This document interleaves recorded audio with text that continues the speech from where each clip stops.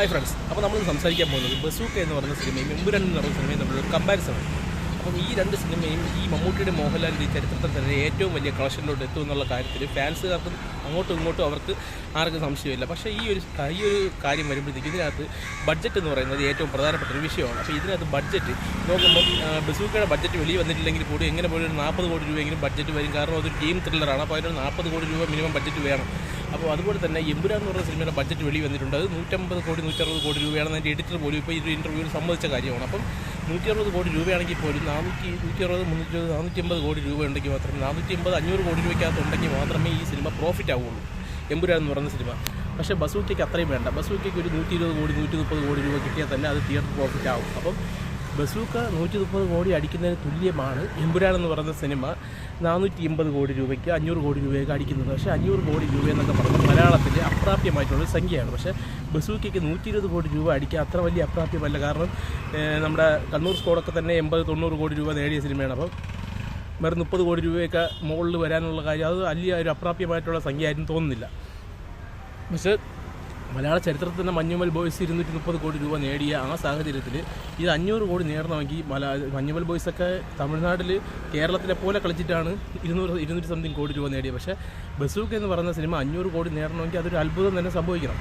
ഒരു മലയാള സിനിമ 500 കോടി നേടണമെങ്കിൽ അതൊരു വലിയ അത്ഭുതം തന്നെ സംഭവിക്കും. പക്ഷേ 120 കോടി രൂപ നേടുന്നത് ഇന്നത്തെ സാഹചര്യത്തിൽ ഒരു വലിയ കാര്യമല്ല. അപ്പോൾ നിങ്ങൾ പറയും മമ്മൂട്ടിക്ക് 100 കോടി ഇല്ല 100 കോടി ഇല്ല. 100 കോടി ഇല്ല. പക്ഷേ മമ്മൂട്ടിയുടെ ബഡ്ജറ്റ് സിനിമയ്ക്ക് ബഡ്ജറ്റ് അത്രയില്ല. മമ്മൂട്ടി സിനിമയുടെ ബഡ്ജറ്റ് എന്ന് പറയുമ്പോഴത്തേക്കും 30 കോടി രൂപയ്ക്ക് താഴെയാണ്. അപ്പം ഇതിൻ്റെ തിയേറ്റർ പ്രോഫിറ്റ് കിട്ടുന്നില്ലെങ്കിൽ പോലും ബിസിനസ്സിലൂടെ ഒരു സിനിമയും നഷ്ടം വരുന്നില്ല.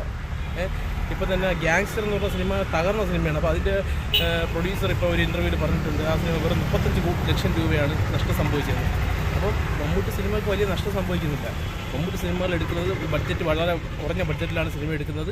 അതിന് അതിൻ്റേതായിട്ടുള്ള കളക്ഷൻ നേടുന്നുണ്ട്, ആ സിനിമ വിജയിക്കുന്നുണ്ട്. പക്ഷേ മോഹൻലാൽ എന്ന് പറയുന്നത് ഇപ്പം വലിയ ഹൈ ക്ലാസ് സിനിമകൾ മാത്രം, ഹൈ ബഡ്ജറ്റ് സിനിമകൾ മാത്രമാണ് ഇപ്പം റിലീസിന് എത്തിച്ചുകൊണ്ടിരിക്കുന്നത്. അപ്പോൾ അത്രയും വലിയൊരു സിനിമയെ കവർ ചെയ്യുന്നതിൻ്റെ അത്രയും തിയേറ്ററിൽ നിന്ന് കളക്ട് ചെയ്യാൻ പറ്റുമെന്ന് അവർക്ക് തന്നെ അറിയാം.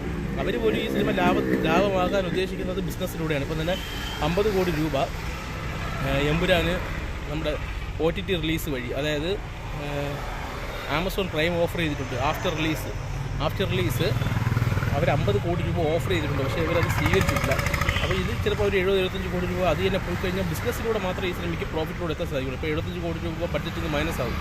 അപ്പം 140-160 കോടി രൂപ 75 രൂപ ബാക്കി 110 കോടി വരുള്ളൂ. അതൊരു 300 കോടി രൂപ കളക്ട് ചെയ്താൽ തന്നെ ചിലപ്പോൾ ഈ സിനിമയ്ക്ക് പ്രോഫിറ്റിലോട്ട് എത്താൻ സാധിക്കും. അപ്പോൾ അങ്ങനെ മാത്രമേ അവർ പോലും ഈ സിനിമ എമ്പുരാൻ എന്ന് പറയുന്ന സിനിമ പ്രോഫിറ്റിലോട്ട് എത്തുള്ളൂ എന്നാണ് പറയുന്നത്. പക്ഷേ ഫാൻസുകാർ പറയുന്നത് എന്താണെന്ന് വെച്ച് കഴിഞ്ഞാൽ ഈ സിനിമയ്ക്ക് ബഡ്ജറ്റ് 50 കോടി രൂപയേ ഉള്ളൂ, 150 കോടി കിട്ടിയാൽ പ്രോഫിറ്റ് ആവും. അത് 150 കോടി അവർക്ക് 75 കോടി കിട്ടിയാൽ പോലും അവർ തള്ളി 200 കോടിയാക്കി അതിനെ പ്രോഫിറ്റിലോട്ടാക്കും എന്നുള്ള രീതിയിലാണ് അവർ പോകുന്നത്. അപ്പം ഞാൻ അവരെ ഒരിക്കലും മോശമായിട്ടുള്ളൊരു വാക്ക് അവർ ഉപയോഗിച്ചിട്ടില്ല. അവരുടെ ക്വാളിറ്റിയാണ് ഞാൻ പറയുന്നത്. പക്ഷേ അവർ മണ്ടന്മാരാണ് പൊട്ടന്മാരാണെന്നൊന്നും ഞാൻ പറയുന്നില്ല. അവരുടെ ഒരു വാക്കും അവരെ കുറച്ച് ഒരു നെഗറ്റീവായിട്ടുള്ളൊരു വാക്കും പറയാൻ ഞാൻ ഉദ്ദേശിക്കുന്നില്ല ഈ ചാനലിലൂടെ. അപ്പം ഞാൻ പറയാൻ ഉദ്ദേശിക്കുന്നത് എന്താണെന്ന് വെച്ച് കഴിഞ്ഞാൽ ബസൂക്ക എത്രയാണോ കളക്ഷൻ ഇടുന്നത് അതിൻ്റെ 3 ഇരട്ടി കളക്ഷൻ എമ്പുരാന് കിട്ടിയാൽ മാത്രമേ എമ്പുരാൻ ബസൂക്കയെ മറികടന്നെന്ന് പറയാൻ സാധിക്കുള്ളൂ.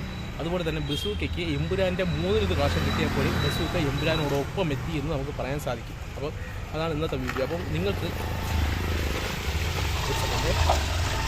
നിങ്ങൾക്ക് ഈ ഒരു കാര്യത്തിനെ കുറിച്ചുള്ള നിങ്ങളുടെ അഭിപ്രായം എന്താണെന്ന് വെച്ചാൽ നിങ്ങൾക്ക് കമൻറ്റ് ബോക്സിലിടാം. അപ്പം ഞാൻ പറഞ്ഞത് ഒരു ഫാൻസിനും ഇതായിട്ട് വരണ്ട, സത്യമായിട്ടുള്ള കാര്യമാണ്. അത് ആലോചിച്ചാൽ തന്നെ എല്ലാവർക്കും മനസ്സിലാവുന്ന കാര്യമാണ്. ബസൂക്കയും എമ്പുരാനും തമ്മിൽ കമ്പയർ ചെയ്യുമ്പോൾ ബഡ്ജറ്റ് ഒരു വലിയ കാര്യം തന്നെയാണ്. അപ്പോൾ ഓക്കെ, നന്ദി, നമസ്കാരം.